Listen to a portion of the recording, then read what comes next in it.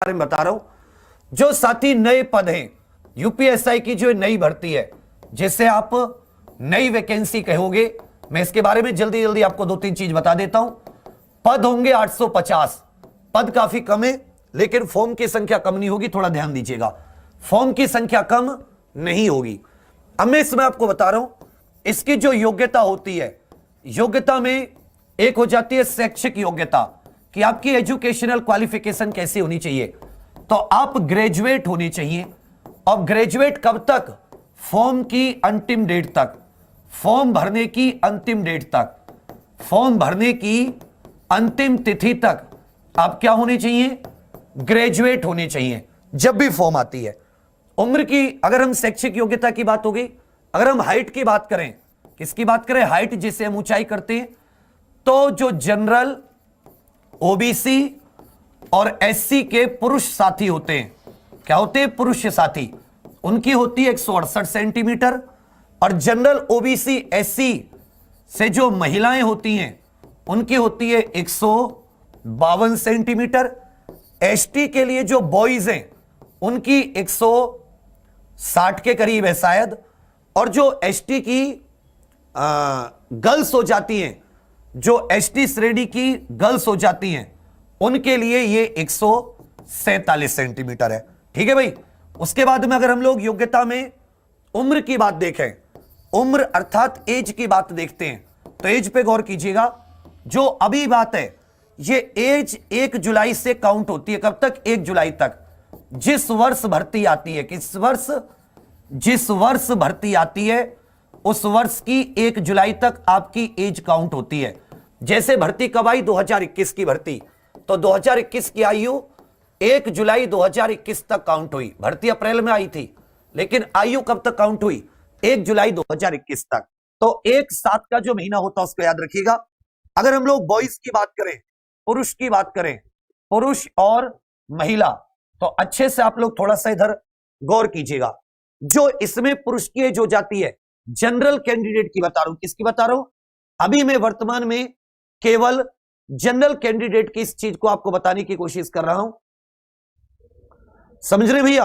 आयु की मैं आप लोगों को बताने की कोशिश कर रहा हूं। और ये चाहे महिलाओं की हो, चाहे ये पुरुष की हो, दोनों लोग इस चीज को थोड़ा अच्छे से गौर कीजिएगा। दोनों लोग थोड़े से इस चीज को गौर कीजिएगा। समझे मेरी बात? चलिए भैया, तो जो जनरल होते हैं, जनरल हो, जो जनरल कैंडिडेट होते हैं, जनरल कैंडिडेट के लिए जो आयु होती है, वो 21 से 28 वर्ष है। कितने वर्ष? 21 से 28 वर्ष।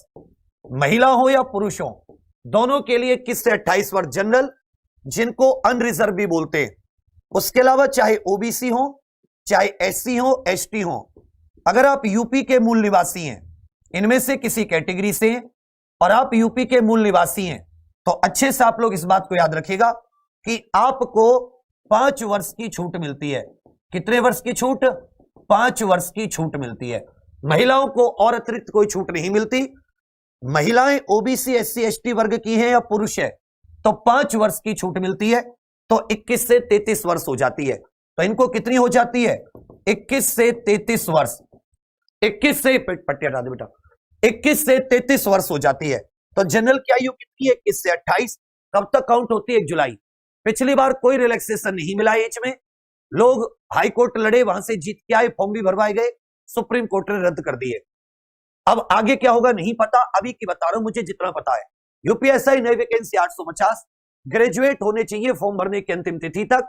अगर आप फाइनल ईयर में, और जब भी फॉर्म आते हैं, उस तिथि तक आपका रिजल्ट आ चुका होता है या घोषित हो चुका होता है, तो आप फॉर्म भर सकते हैं।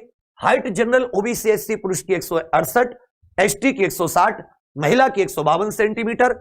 उम्र 1 जुलाई तक काउंट होती है। अनारक्षित 21 से 28, ओबीसी, एससी, एसटी यूपी के मूल निवासी है। तो अगर आप अन्य राज्य के व्यक्ति हैं, तो आपको भी अनारक्षित माना जाता है, आपको भी साथ ही जनरल में काउंट किया जाता है। किस श्रेणी की कितनी वैकेंसी है, इतना कुछ नहीं पता। पहली बात तो ये हो जाती है। दूसरी बात जो समझने वाली है, इसके सिलेबस की आ जाती है। सिलेबस में आप लोग समझिएगा, 4 सब्जेक्ट होते हैं इसमें। हिंदी होती है, इसमें आपका गणित, और गणित के साथ एक और लगा रहता है, हालांकि वो गणित ही होता है, रीजनिंग और एक हो जाती है जीके मूल विधि संविधान।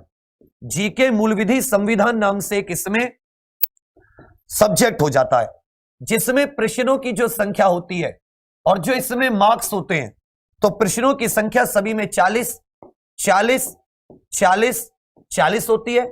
एक प्रश्न 2.5 नंबर का होता है, तो सभी में कितने कितने नंबर का, 100 नंबर का आपका ये सारे सब्जेक्ट मिलके 400 नंबर का एक पेपर होता है।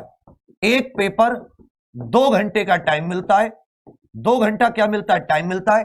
कोई नेगेटिव मार्किंग नहीं होती, कोई नेगेटिव मार्किंग नहीं होती, कोई नेगेटिव मार्किंग नहीं होती। लेकिन आपको टोटल कम से कम 80 या मतलब हाफ आपको 50% क्वालिफाई करना होता है। और अगर सेक्शन वाइज देखें तो आपको 35% नंबर लाने कंपलसरी है। मतलब प्रत्येक सब्जेक्ट में आपके कम से कम 20 नंबर, मतलब 50 नंबर होने चाहिए। और ओवर ऑल मतलब प्रत्येक इसमें 35 होने चाहिए। 100 में से 35, 100 में से 35, 100 में से 35, 100 में से 35, और टोटल मिला के आपके 50% 160, तो मतलब 50% 400 में से कितने हो जाते हैं, 200 नंबर तो आपके होने चाहिए। टोटल 50% और सेक्शन वाइज कितने हो जाते हैं, 35%। गणित में जो 40 क्वेश्चन है, इसमें से साथ ही 30-32 तो सीधे गणित से आते हैं, 8 क्वेश्चन रीजनिंग में ऐड हो जाते हैं।